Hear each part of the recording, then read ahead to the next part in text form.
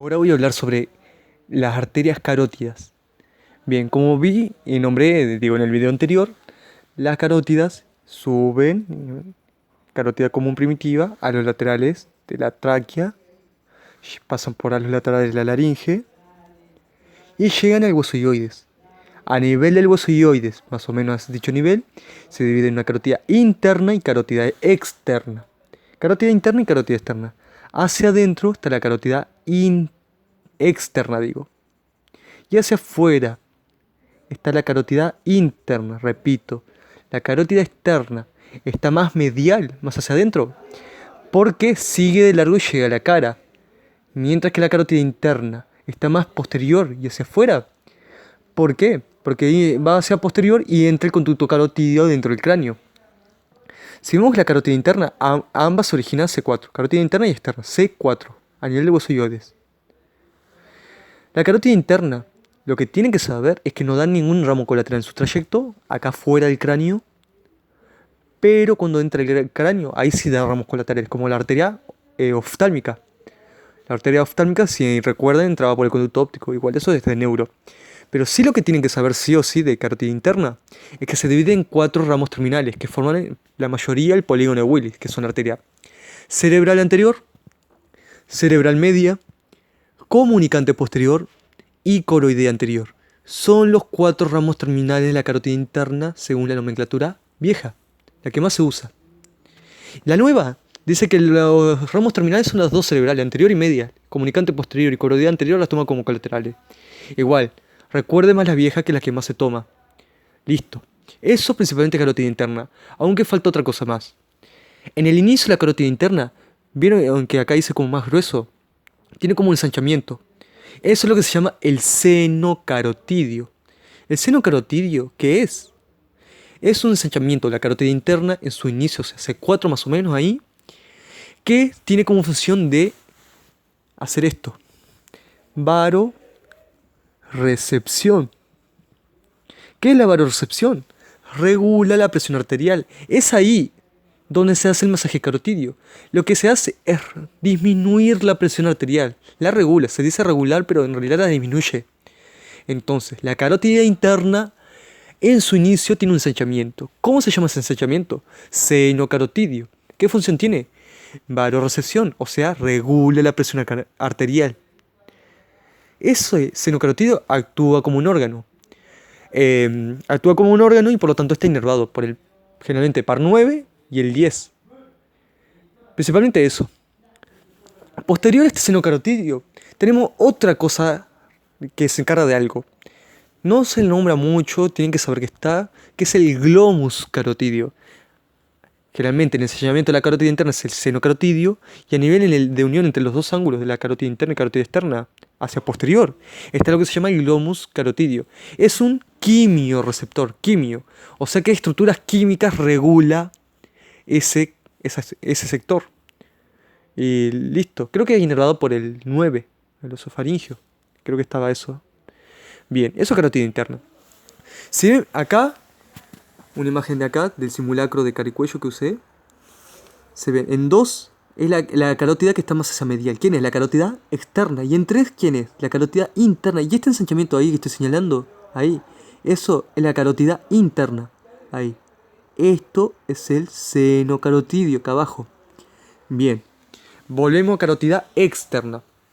Borramos la carótida interna, la borramos y solo nos quedamos con la externa. La carótida externa, enseguida que se forma, da una arteria que desciende. Esta es la arteria tiroidea superior.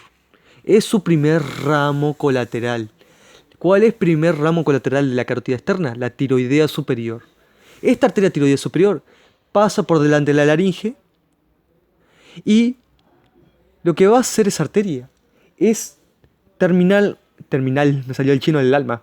Qué terrible, Está, volviendo al tema.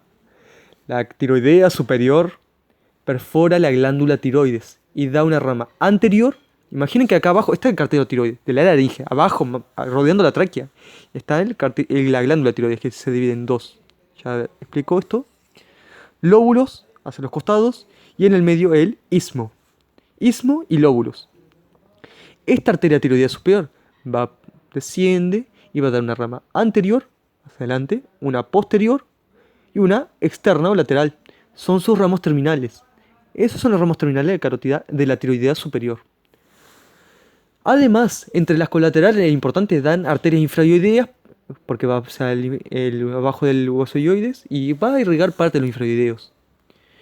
Y da una arteria importante que perfora esta membrana que está entre el cartílago tiroides y hueso ioides. ¿Cómo se llama esta membrana? Membrana tiroidea.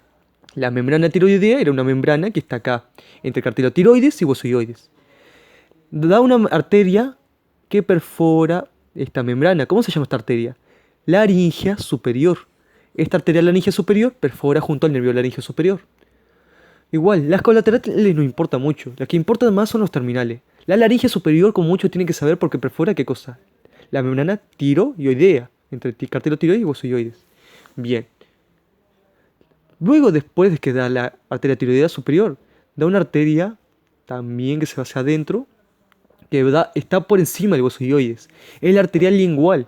Lo que tienen que saber nomás de la lingual, que llega a la lengua y irriga la lengua prácticamente, y a nivel de lo profundo de la lengua da la arteria profunda de la lengua, también llamada ranina. Generalmente tienen que saber los ramos terminales de estas arterias.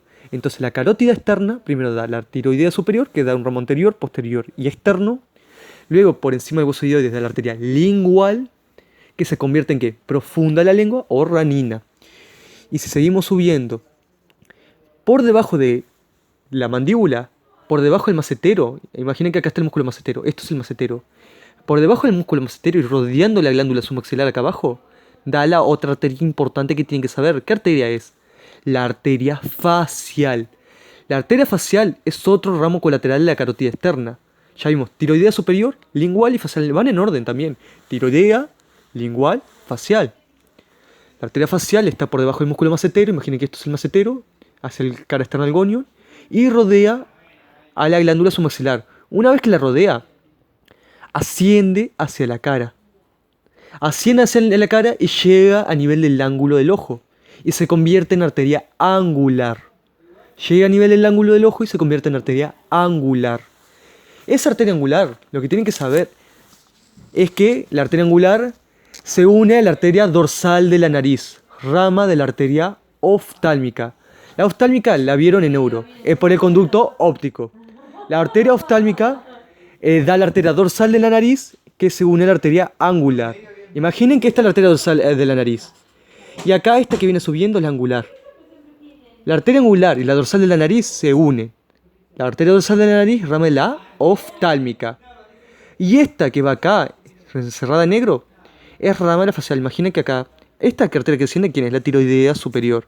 Por aquí está la lingual, que no sé si esta no se nota mucho acá en esta imagen, pero la que está bien por debajo de la mandíbula, rodeando, por debajo del macetero y rodeando la glándula, es la facial, que asciende y a nivel del ángulo del ojo, la arteria facial se convierte en arteria angular.